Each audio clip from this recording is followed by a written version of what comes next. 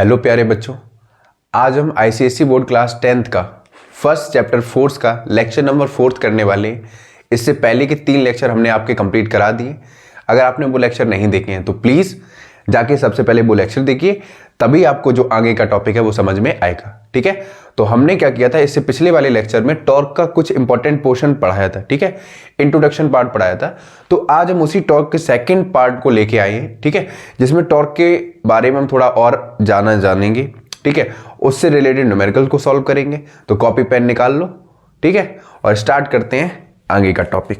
ठीक है, आपको पता है ना टॉपिक कौन सा है बच्चों? टॉपिक है टॉर्क। ठीक है, अच्छा, टॉर्क के बारे में हमने आपको बता दिया था, एक बार फिर से रिवाइंड कराते हैं कि टॉर्क को रिप्रेजेंट किससे किया था? टाउ से। और ये फॉर्मूला होता है एफ इंटू आर, मतलब फोर्स इंटू परपेंडिकुलर डिस्टेंस। ठीक है बच्चा, जरा इसकी यूनिट निकालते हैं। क्या होगा? फोर्स की यूनिट क्या होता है? न्यूटन। आर की क्या होता है? मीटर। तो टाउ की यूनिट क्या आ गई? Newton into metre. ठीक है, फिर हमने आपको बताया था ये कैसा है? वेक्टर क्वांटिटी है या नहीं है? बताया था, ये भी चीज आपको क्लियर हो गई। ठीक, अच्छा बच्चों, अगर मैं आपसे ये पूछूं कि जो टॉर्क है, ठीक है, इसकी सीजीएस यूनिट क्या होगी? ये तो आपको नॉर्मल यूनिट पता चल गई, न्यूटन इंटू मीटर। ठीक है, तो सीजीएस यूनिट ऑफ टॉर्क क्या होगा?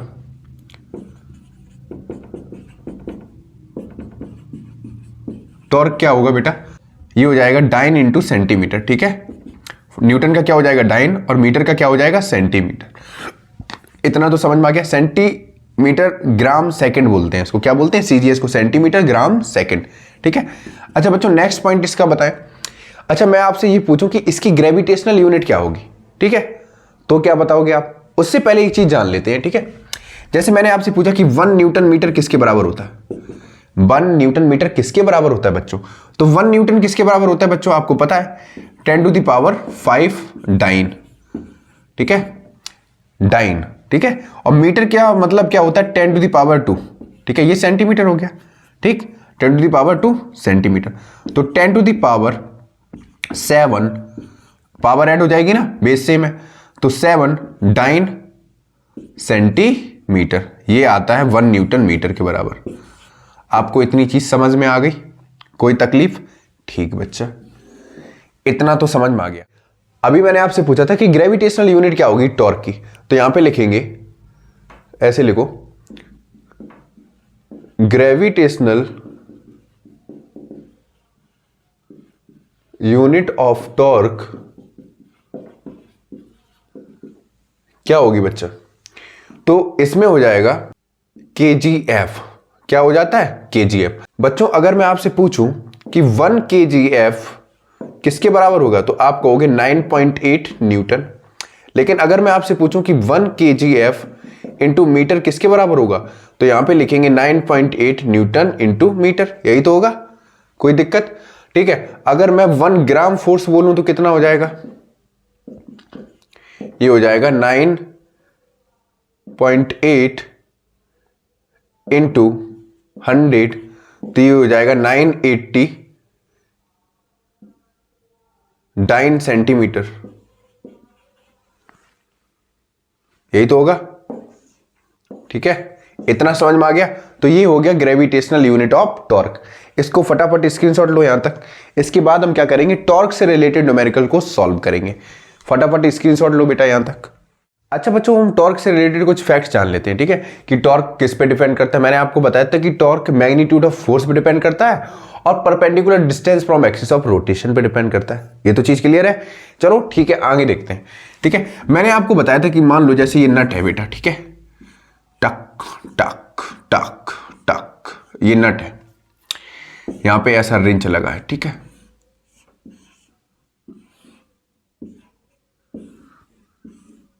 ठीक है, ये रिंच है। वाह, ये क्या है? Wrench, WRENCH, wrench. अगर मैं इस पॉइंट पे फोर्स लगाता हूं, ठीक है, जाहिर सी बात है, ये मान लो कोई पॉइंट ए है, यहां पे मैं फोर्स लगाता हूं, तो जाहिर सी बात है ये नट है। ठीक है, ये पाइवोट है, फिक्स है एक तरह से, नॉर्मली मान लो ये इसका परपेंडिकुलर डिस्टेंस होगा, ये क्या होगा? इसका आर होगा। ठीक है, तो आपने देखा होगा अक्सर कि जब भी हम नट को खोलते हैं तो जो रिंच होती है उसके कॉर्नर पे हम पकड़ते हैं। ठीक है, और कॉर्नर पे ही हम क्या करते हैं, फोर्स अप्लाई करते हैं। जैसे हमको इसको नट को खोलना है तो हम क्या करेंगे, यहाँ पे फोर्स लगाएंगे, ऐसे ऐसे लगाएंगे, ठीक है। जैसे ये रिंच है, इस पे ऐसे फोर्स लगाएंगे, ऐसे कॉर्नर पे, क्योंकि ये दूरी ज्यादा तो फोर्स हमको कम देना पड़ेगा, ठीक है। जितना एक्सिस ऑफ रोटेशन से दूरी ज्यादा होगी उतना ही हमको फोर्स कम देना पड़ेगा, और जितनी आर ज्यादा होगी टॉर्क उतना ही ज्यादा होगा। इतना ज्यादा आर होगी किससे, एक्सिस ऑफ रोटेशन से। ये वाला क्या है, एक्सिस ऑफ रोटेशन, ठीक है।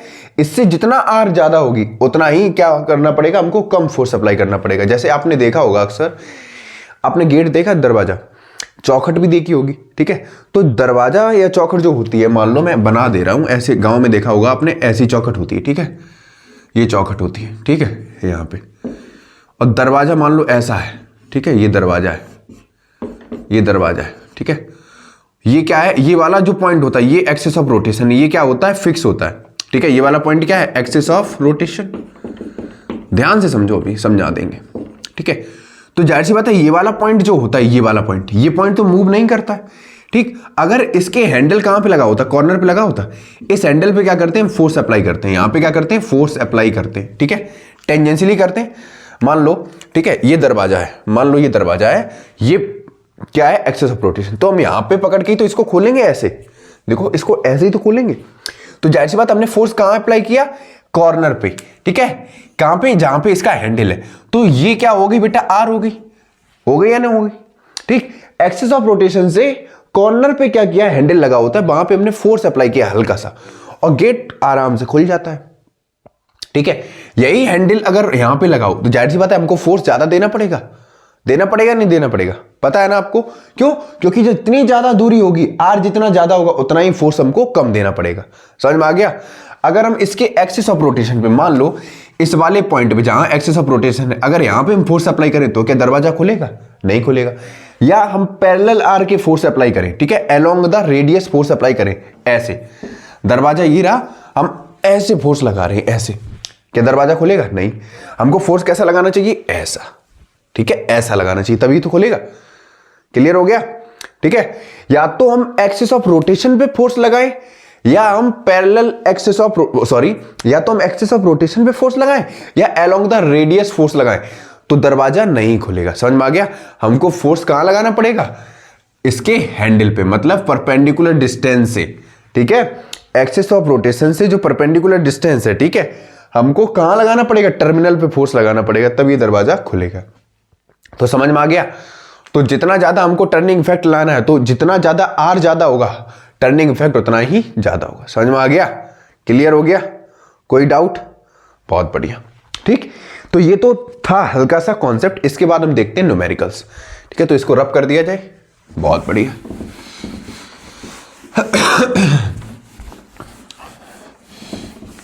पहला क्वेश्चन है, a body is pivoted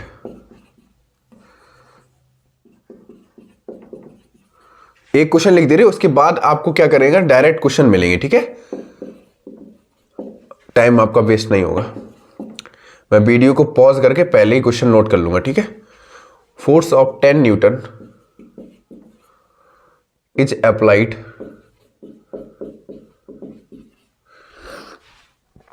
at a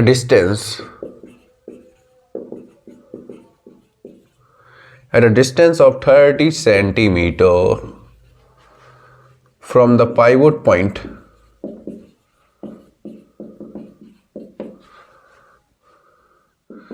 calculate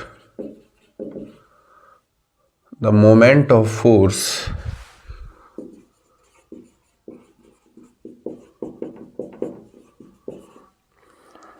about the pivot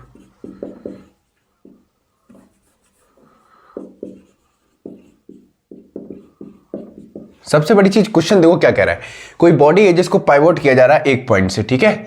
अब force of 10 Newton is applied at a distance of 30 centimetre. मान लो ये कोई पॉइंट है, ये क्या किया जाए, पाइवोट कर दिया इस वाले पॉइंट को, मतलब पाइवोट का मतलब है फिक्स कर दिया, ठीक है।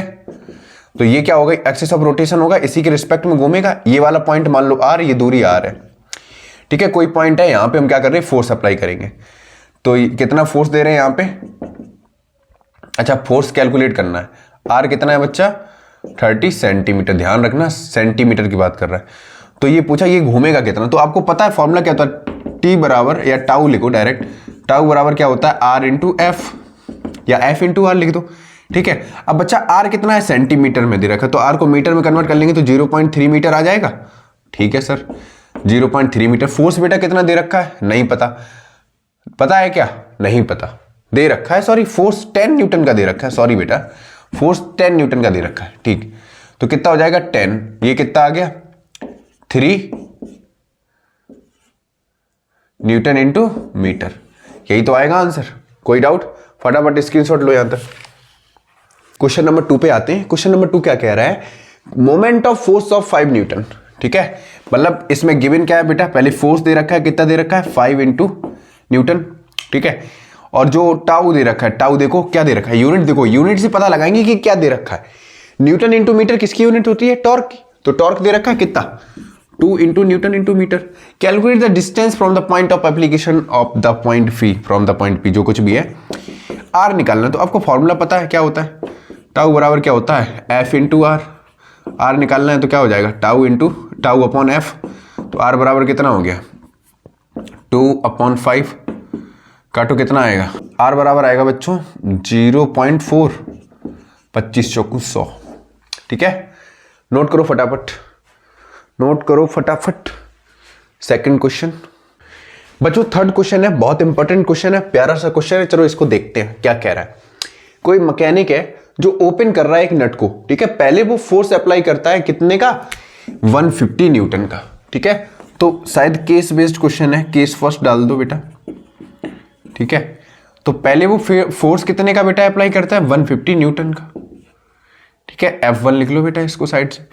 While using a lever handle of length 40 centimetre, तो आर कितना है बेटा 40 सेंटीमीटर, इसको जरा मीटर में कन्वर्ट कर लो तो 0.4 मीटर आएगा, बहुत बढ़िया, ठीक है। तो सबसे पहले टॉर्क निकालना है, तो टॉर्क लिए क्या करेंगे हम F इंटू आर लगाते हैं बेटा, तो कितना हो जाएगा 150 इंटू 0.4, तो बेटा कितना आ गया 60 न्यूटन मीटर। क्या निकल के आ गया टॉर्क, ठीक है। केस सेकंड देखते हैं बेटा क्या कह रहा है। केस सेकंड ये बता रहा है how long the handle is required if he want to open it by applying a force और 50 न्यूटन। इसमें क्या दे रखा है बच्चों, फोर्स दे रखा है कितने का 50 न्यूटन। यहां पे जो हैंडल का जो लेंथ है वो नहीं दे रखा है, तो यहां पे लिख दो let the length of an handle of the handle be L, ठीक है। सेंटीमीटर लिख लो या एल, मीटर लिख लो, कुछ भी हो जाएगा, कितना समझ में आएगा, मीटर ही रखो।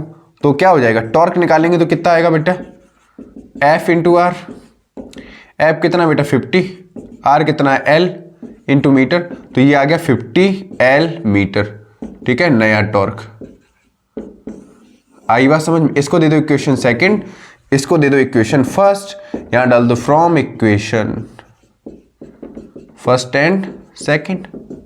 क्या होगा बच्चा, आपको पता है कि 50 एल मीटर, या डायरेक्ट लिखो 50 एल किसके बराबर हो जाएगा 60, ठीक है। तो एल बराबर कितना है 60 अपॉन 50, 0 से 0 गया, कितना आएगा एल बराबर आएगा 1.5 मीटर। समझ में आ गया, फटाफट स्क्रीनशॉट लो यहां तक।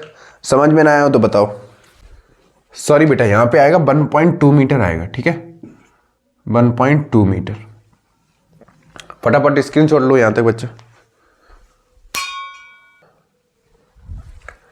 बच्चों क्वेश्चन नंबर 4 देखते हैं, ये बड़ा सा प्यारा सा क्वेश्चन है, ठीक है, बहुत प्यारा क्वेश्चन है, जरा इसको देखते हैं। ये बेटा एक सर्किल है, ठीक है, ध्यान से देखना, ठीक है। इसका ये सारा सेंटर, ठीक है, ये वाला पॉइंट है x और ये रहा y पॉइंट, ठीक है।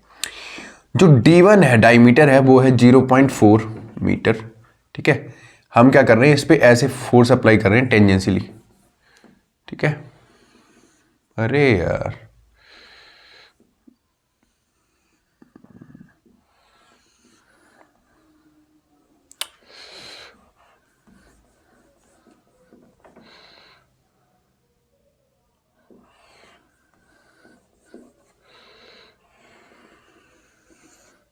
ठीक है, और यहां पे हम कर रहे हैं फोर्स अप्लाई ऐसे, ठीक है। तो ये होगा इसका D2, ठीक है, ये क्या होगा D2। ये वाला था फोर्स F1, ये था फोर्स F2, समझ में आया। और फोर्स F1 बराबर है F2 के कितना है 10 न्यूटन, आई बात समझ में, ठीक है। जो D2 है डायमीटर 2 वो हाफ है डायमीटर D1 के, समझ में आया। इतनी सारी चीज दे रखी हैं। तो पूछा गया है कि टॉर्क कितना होगा, ठीक है, दोनों पे। तो सबसे पहले पहले पॉइंट का निकालते हैं। यहां पे निकालेंगे बच्चों torque produced on the force F1 कितना होगा बेटा, F इंटू आर। F कितना है बच्चों 10 न्यूटन, R कितना है 0.4, तो कितना आ गया ये बेटा 4 न्यूटन मीटर आ गया T1, ठीक है। T2 निकालेंगे। तो T2 के लिए केस क्या है बच्चों, मैंने बताया जो डायमीटर है सेकंड का वो आधा है किसका D1 का, तो D2 कितना हो जाएगा 1/2 इंटू ये कितना है इसका डायमीटर 0.4, काटो कितना आएगा D2 आ गया 0.2 metre.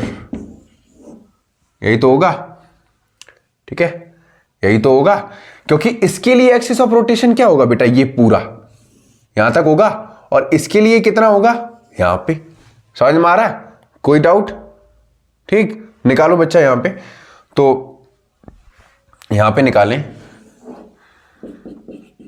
Torque produced on the force F2 कितना होगा, F2 इंटू आर कितना है, F2 कितना है 10 न्यूटन, R कितना है 0.2, कितना आ जाएगा 2 न्यूटन इंटू मीटर, यही तो आएगा τ2। तो इसको रख दो बेटा।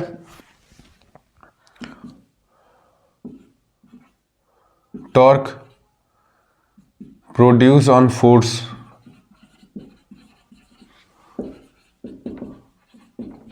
F1 upon torque produced on force F2 कितना हो जाएगा, F1 कितना है बेटा 4, ये है 2, कितना आ गया 2, ठीक है। तो 2:1 रेशियो आ गया, F1 रेशियो F2 कितना आ जाएगा 2:1। नोट कर लो फटाफट, स्क्रीनशॉट लो बच्चों यहां तक।